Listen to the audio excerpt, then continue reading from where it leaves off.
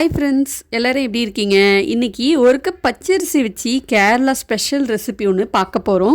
இது எப்படின்னு பார்க்கறதுக்கு முன்னாடி இது வரைக்கும் நீங்கள் நம்ம சேனலில் வர ரெசிபீஸ்லாம் தொடர்ந்து பார்த்துட்ருக்கீங்க. உங்களுக்கு ரொம்ப பிடிச்சிருந்ததுன்னா மறக்காமல் சேனலை சப்ஸ்கிரைப் பண்ணிக்கோங்க. பக்கத்தில் வர பெல் ஐகானையும் கிளிக் பண்ணிக்கோங்க. அப்போ தான் நம்ம போடுற அடுத்தடுத்த வீடியோஸ் எல்லாமே உங்களுக்கு நோட்டிஃபிகேஷனாக வரும். நீங்கள் மிஸ் பண்ணாமல் பார்க்கலாம். இப்போ வாங்க இந்த ரெசிபிக்கு போகலாம். இந்த ரெசிபி பண்ணுறதுக்கு ஒரு கப் அளவுக்கு பச்சரிசி எடுத்திருக்கேன். மாவு பச்சரிசி இல்லை எந்த விதமான பச்சரிசியாக இருந்தாலும் பரவாயில்ல. இதில் தண்ணி ஊற்றி நல்லா 2-3 தடவை அலசி எடுத்துக்கோங்க. இதுக்கப்புறம் ஒரு டம்ளர் தண்ணி ஊற்றி நல்லா 1 மணி நேரம் இந்த அரிசியை ஊற வச்சிடணும். இப்போ 1 மணி நேரம் கழித்து பார்த்திங்கன்னா அரிசி நல்லா ஊறிருக்கு. தண்ணி ஊற்றி மறுபடியும் நல்லா கழுவிட்டு ஒரு மிக்ஸி ஜாரில் சேர்த்துக்கோங்க. இது கூடவே ஒரு அரை கப் அளவுக்கு சாதம் வடித்ததாக எடுத்திருக்கேன். வடித்த சாதம் இல்லை குக்கரில் வச்ச சாதம் எதுவாக இருந்தாலும் பரவாயில்ல.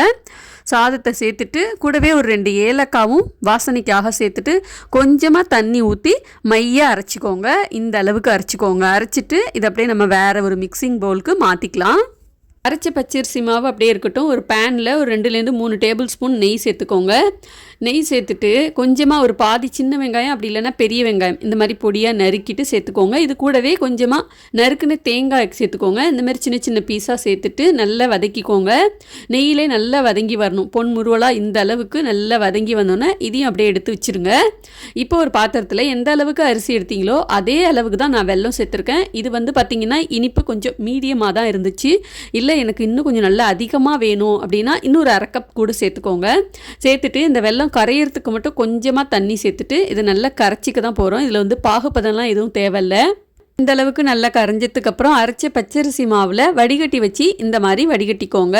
வடிகட்டிட்டு உடனே கரண்டி வச்சு நல்லா மிக்ஸ் பண்ணிடணும். ஏன்னா வெள்ளை கரைசல் சூடாக இருக்கிறதுனால மாவு டக்குன்னு வேக ஆரம்பிச்சிடும். உடனே நல்லா இந்த அளவுக்கு மிக்ஸ் பண்ணிக்கோங்க. இப்போது இதில் நம்ம வறுத்த வெங்காயம் தேங்காய் அதையும் சேர்த்து நல்லா கலந்துட்டு ஒரு அரை ஸ்பூன் பேக்கிங் சோடா ஒரு பிஞ்சு சால்ட்டு சேர்த்து மாவை நல்லா கலந்துக்கோங்க. மாவை நல்லா கலந்துட்டு இப்போ இதை வேக வைக்கிறதுக்கு இந்த மாதிரி ஒரு கேக் டின் தான் எடுத்திருக்கேன். இதில் கொஞ்சமாக அந்த வறுத்து வச்ச தேங்காயும் வெங்காயமும் இதில் சேர்த்துக்கிறேன். சேர்த்துட்டு இப்போ இதை வேக வைக்கிறதுக்கு இந்த மாதிரி அடிகனமான ஒரு ப்ரெஷர் பேன் தான் எடுத்திருக்கேன். அடிகனமான பாத்திரமாக இருந்தால் தான் நமக்கு அடி பிடிக்காமல் இருக்கும். இதுக்குள்ளார ஒரு ஸ்டாண்டு ஒன்று வச்சுட்டு நல்லா சூடு பண்ணிக்கணும். இந்த கேக் டின்னையும் உள்ளார வச்சிடலாம். நல்லா சூடானதுக்கப்புறம் நம்ம அரைச்ச மாவை இதில் சேர்த்துக்கலாம்.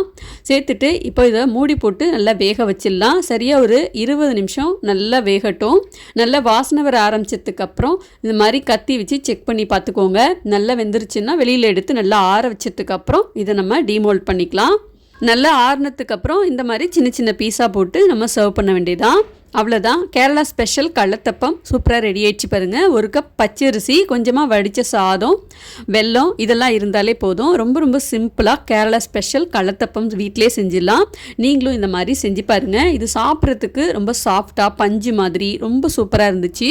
அதே மாதிரி உள்ளே பார்த்திங்கன்னா இந்த மாதிரி தேன் கூடு மாதிரி இருக்கும். இதோட டெக்ஸ்சரே பார்த்திங்கன்னா ரொம்ப டிஃப்ரெண்ட்டாக இருக்கும். அதனால் கண்டிப்பாக ட்ரை பண்ணி பாருங்கள். ட்ரை பண்ணி பார்த்துட்டு உங்கள் ஃபீட்பேக் கமெண்ட்ஸை எனக்கு ஷேர் பண்ண மறந்துடாதீங்க. அடுத்தடுத்த வீடியோஸ்லாம் மிஸ் பண்ணாமல் பார்க்கணும். நம்ம சேனலை சப்ஸ்கிரைப் பண்ணி சப்போர்ட் பண்ணுங்கள். பாய்.